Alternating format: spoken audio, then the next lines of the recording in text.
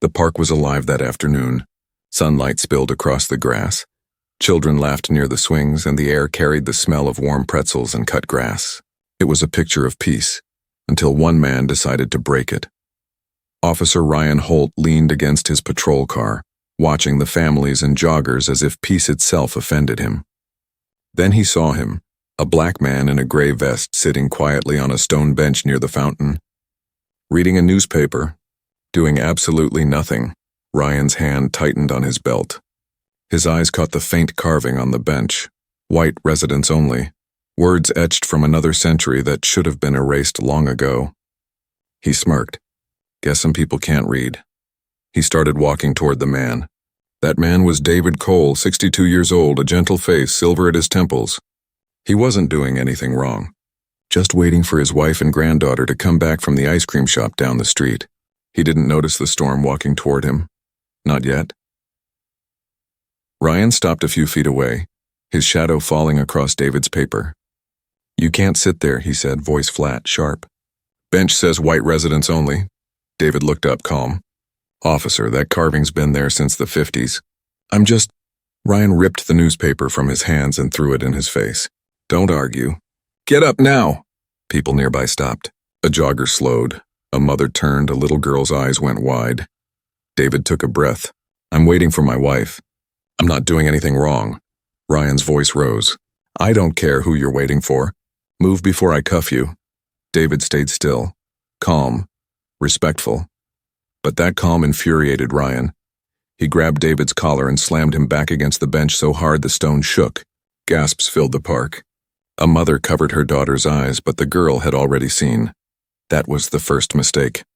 Because Ryan Holt had just laid his hands on the wrong man, the one man he should never have touched. Some mistakes destroy careers, others destroy lives. This one would do both. A security camera nearby whirred quietly. Its lens focused on David's face and scanning features, mapping bone structure. Within seconds, a red flag appeared on a screen hundreds of miles away. Priority Alpha, Director David Cole, Federal Bureau of Investigation. Inside the FBI's Washington office, alarms went off silently. Deputy Director Mara Grant froze mid-call. She looked at her screen twice, then picked up the secure line. Cole is off duty in Riverbend Park, she said. Do not engage. Keep eyes on him. Tactical teams ready. 3 black SUVs rolled out from the garage beneath FBI headquarters. No sirens, no lights. Just purpose. ETA, 12 minutes. Back in the park, David's phone buzzed. He didn't check it. He already knew what it said. We see you. Stay calm, Ryan was still yelling. Last warning, he barked. Get up before I drag you. David raised his hand slightly. Officer, I don't want trouble. Then move. He didn't. Because David Cole, the FBI Director of Internal Affairs, had just decided to stay seated, to let the truth reveal itself in daylight. Crowds gathered. Cameras came up. One woman whispered, He's not doing anything. Why is he yelling like that? Ryan turned on her, red-faced. Ma'am, step back unless you want to be part of this. Phones lifted higher. David slowly stood, newspaper pages falling to the grass. One page landed near Ryan's boots. The headline read, FBI announces National Police Reform Program. The irony was brutal. Ryan grabbed that page and crushed it in his hand. You people think you can sit anywhere. Not today. The crowd gasped again as he shoved David hard. David stumbled back, caught himself on the bench and straightened. I'm not resisting, he said quietly. Every word was being recorded. Every movement, every shove, every insult. And somewhere in Washington, a countdown had started. 18 minutes until Ryan Holt's entire career imploded. He didn't know it yet, but history had just started writing his name. Not in honor, but in disgrace. Near the playground, off-duty officer Eli Ross tossed a frisbee with his young son. When he glanced up, he froze. He knew that face. Couldn't place it, but it burned in his memory. He'd seen that man once, in a briefing years ago at the Bureau. His son shouted, Dad, throw it back. But Eli didn't move. He just kept watching as Ryan Holt escalated what should have never been a moment at all. The joggers stopped. A judge filming his daughter accidentally caught everything in the background. A councilman in a silver sedan slowed down to stare, rolled down his window and said the wrong words. Good job, officers. Keep our park clean. He'd regret that sentence for the rest of his life. Ryan cuffed David's wrists tight, metal bit skin. Then he shoved him to his knees in the dirt. A child cried louder this time, and David Cole stayed calm, knowing the world was watching because sometimes the surest way to expose injustice is to let it reveal itself. The patrol car door slammed shut, and the world outside fell silent except for the hum of the engine. Ryan Holt grinned at his reflection in the rearview mirror. He thought he'd won. David Cole sat in the back seat, wrists cuffed, calm as a man waiting for a train. He didn't protest, didn't shout. That silence unnerved Ryan more than any argument ever could. Ryan keyed his radio. "Dispatch, this is Officer Holt. One detained for trespassing and disorderly conduct. En route to the station." The dispatcher's voice came back, hesitant. "Copy that." Officer Holt, booking ready. But that small pause, just 2 seconds of uncertainty, would later become evidence. Because the dispatcher had already received a call she didn't understand. An urgent message from the FBI asking about Director David Cole. She thought it was a prank. It wasn't. As Ryan drove away from the park, 80 witnesses were still filming. Every camera had caught what happened. The internet was already doing what the system often fails to do: demand answers. Across town, Captain Robert Kane leaned back in his office chair, scrolling through his phone when his radio crackled.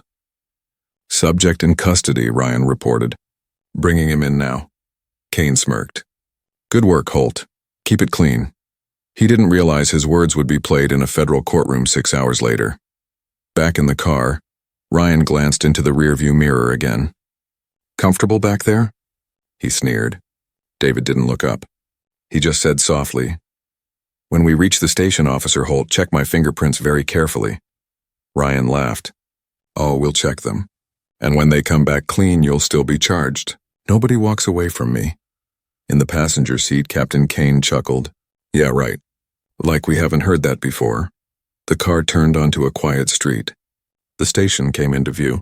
Fluorescent lights flickered over the doors like the start of a bad dream. Inside, Officer Karen Dunn was finishing her report when the patrol car pulled up. She looked up through the glass, frowned. Something about the man they were dragging inside didn't fit the usual picture of a trespasser. Ryan led David through the hallway, gripping his arm too tight. Officers looked up but quickly turned away. To them, it was just another black man in cuffs. Another day. David walked with steady steps, no fight, no fear. His presence carried something none of them could name: calm authority. At the booking desk, Officer Luis Ramos pulled out the fingerprint scanner. "Prints," he said dully. Ryan uncuffed one wrist but kept hold of the other, pressing David's fingers down one by one. Thumb, index, middle, ring, pinky. The computer beeped once, then flashed red. Match found David Cole, FBI Director.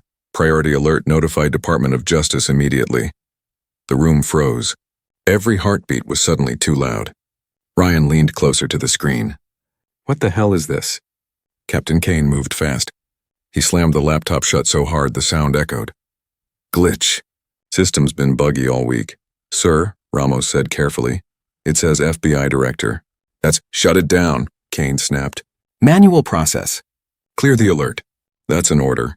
Ramos hesitated. "Just 3 seconds."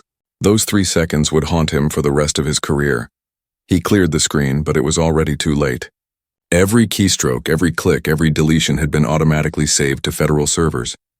Washington already knew. Karen Dunn watched from 10 feet away. She didn't see the screen clearly, but she saw the panic in her captain's face, and that told her everything. David was led down the hallway to a holding cell. He didn't resist, didn't look back.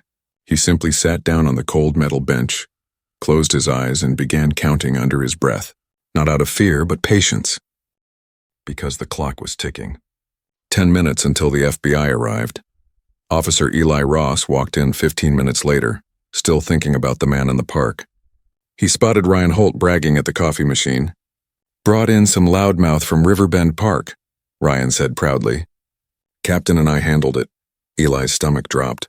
"Riverbend Park, gray vest, calm voice." He remembered. 7 years ago, FBI Assistant Director David Cole had saved his job when a corrupt sergeant tried to destroy him. He whispered, "Oh my God." He pulled the small body cam from his pocket, the one he carried off duty, and turned it on.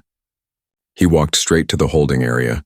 Through the small window, he saw David sitting in the cell, hands folded, eyes closed. Eli's heart pounded. The man who saved him was now behind bars. He found Karen Dunn at her desk. "Meet me in the evidence room," he said. "Now." In the small, dim room, Eli spoke fast. "That man they arrested, he's FBI Director David Cole, my old boss. The man who cleared my name years ago." Karen stared, stunned. "Does Captain Kane know?" "He knows." He saw the fingerprint match. He shut it down. Karen's jaw tightened. "We need proof." "I've got it," Eli said. "Body cam. Park footage, everything." They pulled up the video on the station computer.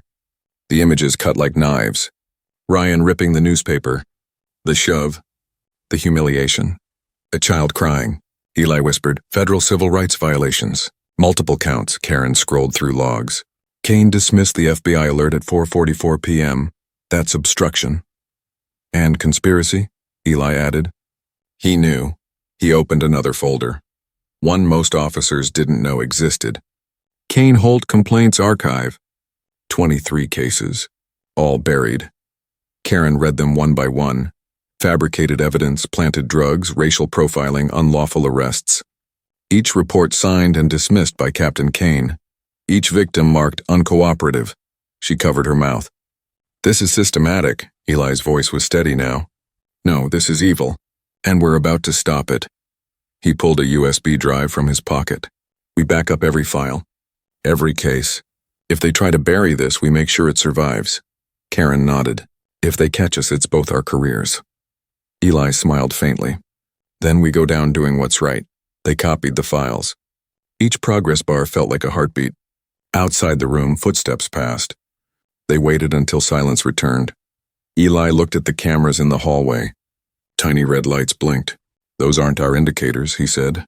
"FBI's already watching." Karen looked up. "Then they know." Eli nodded. "Good. Let them see everything. Because some truths deserve to be seen in real time." And somewhere outside, 3 black SUVs were closing in.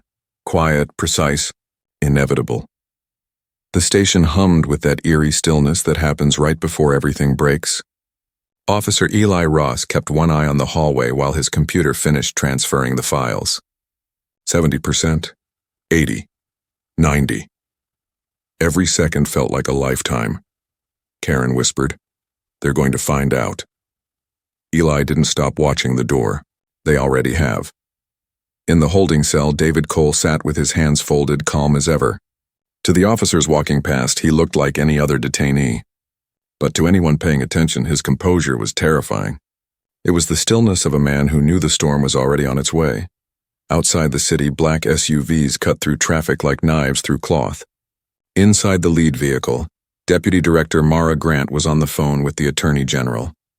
"Sir," she said tightly, "the local police suppressed an FBI alert. They've got Director Cole in custody." There was silence on the other end, then a cold, precise answer. "Mobilize. Quiet approach. No lights, no sirens. I want them to understand exactly who they touched." Back at the station, Captain Robert Kane was pacing his office. Councilman Victor Ford, the same man who'd rolled by the park and praised the arrest, had just walked in, pale and shaking. "Robert, what's going on?" Kane looked up from his desk, eyes wild. "We've got a problem. That man, he's not who we thought." Victor's throat tightened. "Who is he?" Kane hesitated, then said it out loud for the first time. "FBI Director." The councilman's knees nearly gave out. You arrested the FBI Director?" "Keep your voice down," Kane snapped. "If we release him now, it looks like we knew." Victor's voice cracked. "But you did know." Kane didn't answer. He just stared at the floor like the answer might crawl out and save him. In booking, Ryan Holt leaned against the counter, still smug, but quieter now. His captain's panic was spreading like smoke, and even he could smell something burning. He asked, "Sir, what's happening? Why's everyone acting weird?" Kane didn't look at him. "Shut your mouth and follow orders." But orders wouldn't save anyone now. Karen Dunn and Eli Ross emerged from the evidence room, pretending calm. They walked separately but shared one look that said everything. "We're almost out of time." Karen slipped her USB drive into her pocket, heart pounding. Eli did the same. In the hallway, red camera lights still blinked softly. Federal eyes were already watching. Inside the holding cell, David opened his eyes. He heard the commotion. The muffled shouting, the rushed footsteps, the kind of panic that only comes when people realize they've crossed a line they can't uncross. He didn't move. He simply whispered, 5 minutes. Down the hall, the dispatcher picked up a ringing phone. Riverbend Police Department. A woman's voice came through, firm and ice-cold. This is Deputy Director Mara Grant. Connect me to Captain Robert Kane, Federal Emergency. The dispatcher froze. He's in an interview. You have 30 seconds to connect me or you'll be charged with obstruction. 30 seconds later, Kane's office phone rang. He answered, trying to sound composed. Captain Kane. Mr. Kane, Mara Grant said, her voice calm but carrying the weight of the entire bureau. You have FBI Director David Cole in custody. You suppressed a federal alert. You have 7 minutes to release him or I arrive with 40 agents. Choose wisely. The line went dead. Kane stared at the silent phone. Victor's mouth fell open. What did she say? Kane swallowed hard. They're coming. Then release him. Victor hissed. If we do, it proves we knew. Kane barked back. Keeping him proves it too. For a full 10 seconds, no one spoke. The sound of a clock ticking filled the office like a bomb counting down. Then, faint but growing, came the sound of engines outside. Not police engines, federal. Ryan looked toward the window and saw dark shapes pulling into the lot. 3 black SUVs and 2 white federal transports. No lights, no sirens, but more terrifying than any siren could ever be. What's happening? Ryan asked, voice trembling. Kane didn't answer. He was already running down the hallway, Victor on his heels. They stopped at the holding cell, keys shaking in Kane's hand. He yanked the door open and dragged David out. Come on, he muttered. We'll fix this. David didn't resist. He let them pull him into the interrogation room where a single metal chair waited. Kane pushed him down roughly, trying to sound in control. Sir, there's been a misunderstanding. If you cooperate, we can sort this out. David looked up slowly. Cooperate? I've been cooperating for nearly an hour while you violated my rights, suppressed federal alerts, and committed felonies that will end your careers. Ryan's voice cracked. Captain, what's he talking about? Quiet! Kane shouted. David turned to him, calm and cold. Officer Holt wants to know what I'm talking about. Let me remind you. His voice filled the room. You ripped a newspaper from my hands. You shoved me against a bench. You forced me to my knees in front of 80 witnesses, including a child who cried and asked her mother why the policeman was being so cruel. That's assault, deprivation of rights, civil rights violations, all on camera. All recorded, all ending your career. Ryan went pale, the color draining from his face. He backed into the wall, shaking his head. No, this can't. David stood, the cuffs still on his wrists, but his voice cutting through the air like judgment itself. In 6 minutes, you'll wish you'd asked my name before touching me. In 7, you'll wish you'd chosen another badge. In 8, you'll hear sirens. In 9, you'll be wearing these handcuffs. Kane slammed his hand on the table. We didn't know who you were. David's eyes didn't waver. You knew. At 4:44, your system identified me as FBI Director. You saw it. You slammed the laptop shut. Your officer saw it. The Bureau's server logged it. You didn't make a mistake, Captain. You made a choice. The sound of approaching boots filled the hallway. Heavy, coordinated, federal. Ryan turned toward the noise just as the station door burst open. Deputy Director Mara Grant stepped inside, flanked by armed agents in tactical vests. Her voice was calm but carried the weight of law. Nobody move, every officer froze. The clock had reached 0, and justice had finally walked through the door. The agents filled the hallway like a silent wave of judgment. Every pair of eyes turned toward the interrogation room where David Cole sat in handcuffs. Mara Grant stepped inside, her presence commanding instant authority. No shouting, no theatrics, just quiet, controlled power that made every officer in the room straighten instinctively. She walked straight to David. Director Cole, she said, her tone steady. Are you injured? David lifted his wrists, the skin marked deep by the cuffs. Just bruises, he replied evenly. Nothing permanent. Mara turned her head slightly. Keys! An agent stepped forward, unlocked the cuffs with a sharp metallic click. That sound sliced through the air like a verdict. The room was silent. Ryan Holt's breathing turned shallow. Captain Kane's lips trembled as he tried to explain. Deputy Director, there's been confusion about identity. We thought Mara didn't even look at him. Save it for your attorney, Captain. David stood, rubbing his wrists. My personal effects. Ryan hesitated, then reached into his pocket and handed over David's phone with a shaking hand. I was going to log it into evidence, he stammered. David took it without a word and turned to leave. Every officer in the station had stopped what they were doing. Word spread faster than sound. They had arrested the FBI director. Now the Bureau was here, and the air itself felt heavier with consequence. As David walked through the hall, agents followed behind him. Officers moved aside like a tide parting for something inevitable. Some looked away in shame. Others whispered prayers that they hadn't played a role in what just happened. Outside, sunlight hit David's face for the first time in over an hour. A woman ran across the parking lot and threw her arms around him. His wife, Clara. Her voice broke as she held him tight. Are you all right? I'm fine, he said quietly. Everything went exactly how it needed to. She pulled back, eyes fierce. You planned this? David looked toward the station where agents were pouring through every room, seizing computers and hard drives. I planned to expose them, he said. I just didn't know it would be this easy. He got into the black SUV beside Mara. On his phone, a new message appeared. Package delivered. Green light. He typed back. Execute Phase 4. Inside the station, chaos unfolded. Federal agents moved with silent efficiency, tagging evidence, downloading drives, seizing records. Captain Kane sat in his office, staring blankly at his computer screen. A message blinked across it. FBI remote access active, 6 hours 23 minutes. He realized too late that they'd been watching everything for hours. There was no escape. Ryan Holt stood near the window, cigarette trembling in his hand. Victor Ford muttered, Maybe it's over. Ryan's voice came out hollow. No, it's just starting. 45 minutes later, the front doors opened again. This time, David Cole wasn't in cuffs.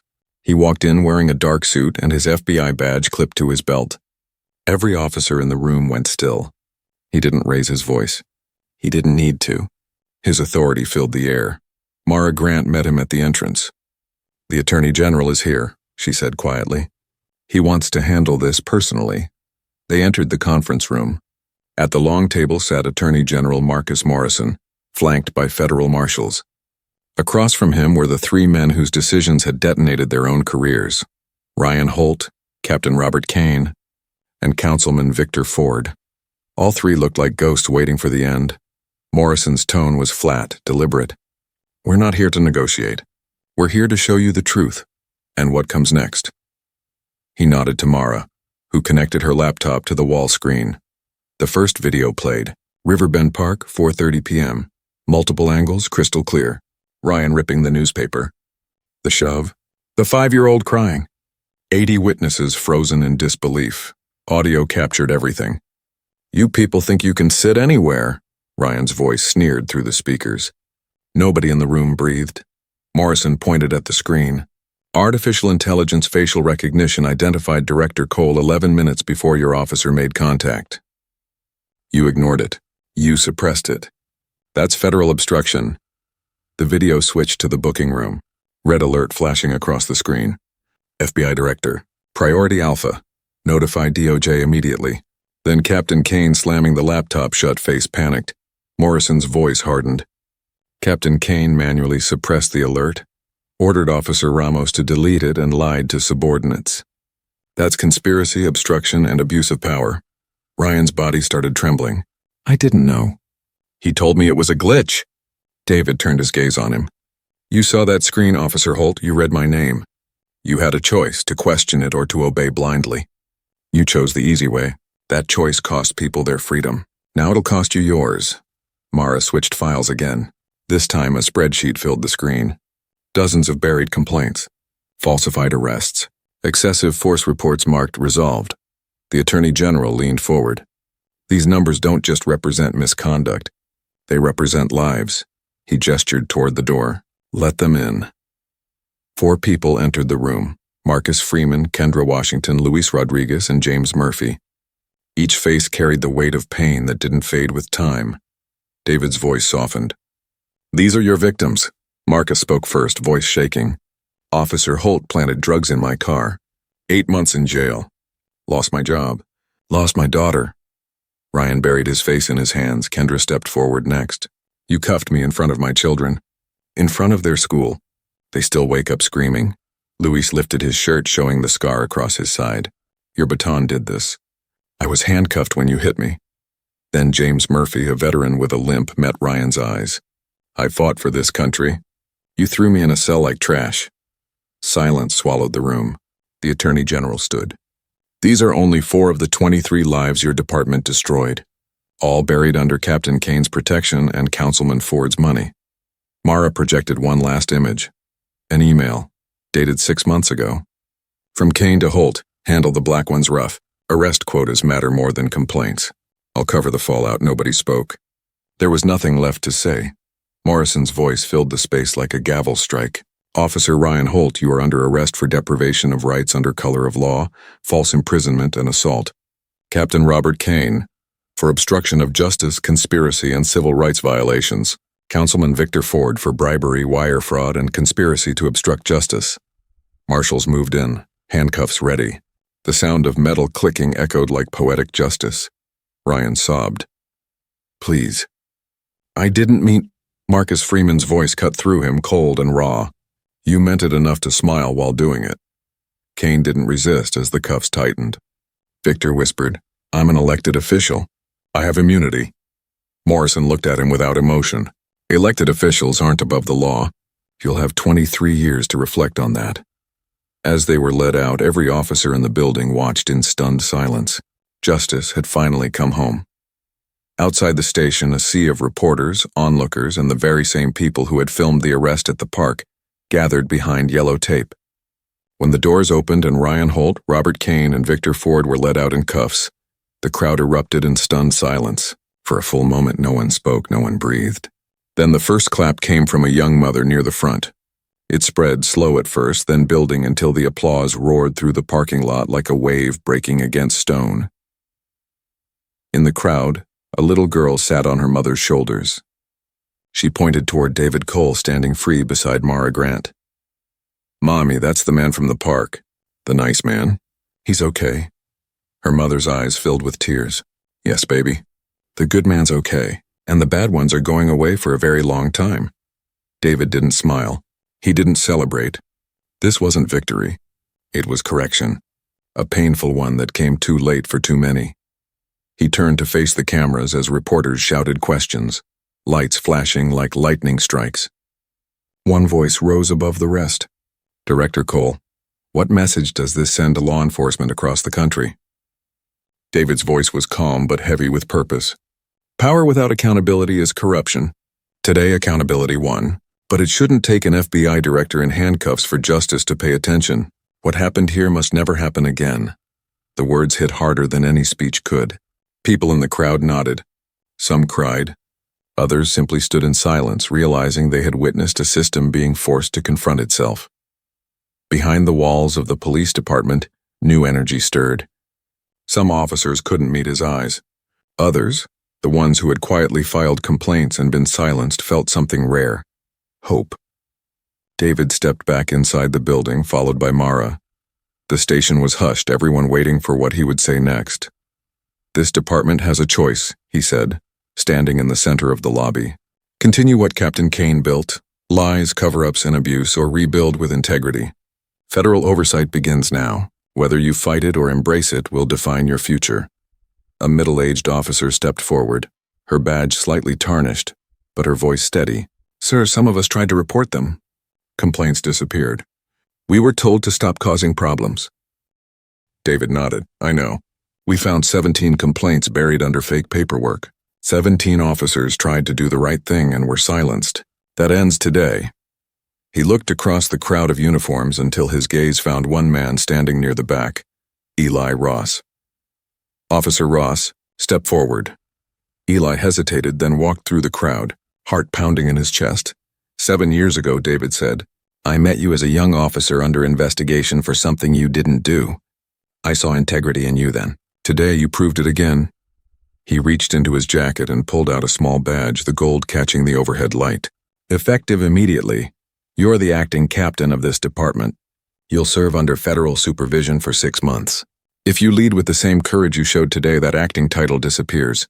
The room erupted in applause. Eli swallowed hard, trying to keep his voice steady. "Sir, I won't let you down." David gave a small nod. "I know. Because you already didn't." Then he turned toward Karen Dunn. "Officer Dunn, step up." She did, visibly nervous, but resolute. "You saw something wrong and refused to stay silent," he said. "That's what integrity looks like.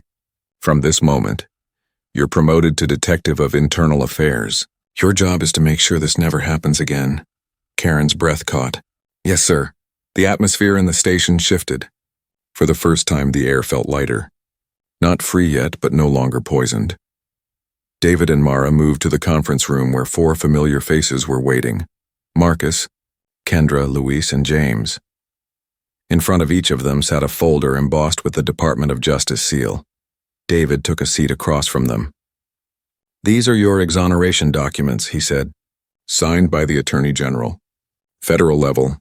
No state can dispute them. Legally, your arrests never happened." Marcus opened his file. His hands shook. "So my record's cleared? My daughter will know I wasn't a criminal?" "Yes," David said softly. "She'll know her father was wronged by those who abused power, not by his own actions." Kendra pressed her certificate against her chest, crying quietly. "My kids have been in therapy for months. Can I show them this?" "You can. And you should." Louis stared at the compensation letter. "All my medical bills covered?" "My daughter's college fund." "Restored?" Mara nodded. "All of it. Plus damages. The government takes responsibility when systems fail." James, the veteran, looked up with tired eyes. "I fought for this country. I started to think the system I defended would never defend me." David reached across the table, his hand steady. It just did. Outside, the sun was beginning to dip low, golden light spilling through the station windows as the crowd outside waited for another statement. David walked out to the podium once more, flanked by the 4 people who had just been vindicated. Every camera pointed toward him. This time there was no anger in his face. Only resolve. "Today," he said, "justice was served. 3 men who abused power are in federal custody. 23 victims are cleared and compensated. But real justice isn't measured by punishment, it's measured by prevention. The real question isn't what happened today. It's what happens tomorrow." He paused long enough for the silence to grow meaningful. "Will we make accountability automatic, not exceptional? Will we empower honest officers instead of protecting corrupt ones? Will we listen to victims before the evidence goes viral? That's how we change this country, not by speeches or politics, but by action." Every word hit like a promise. The same bench in the park still stood scarred and old. The words "white residents" only faint but still visible. He gestured toward it on the live feed behind him.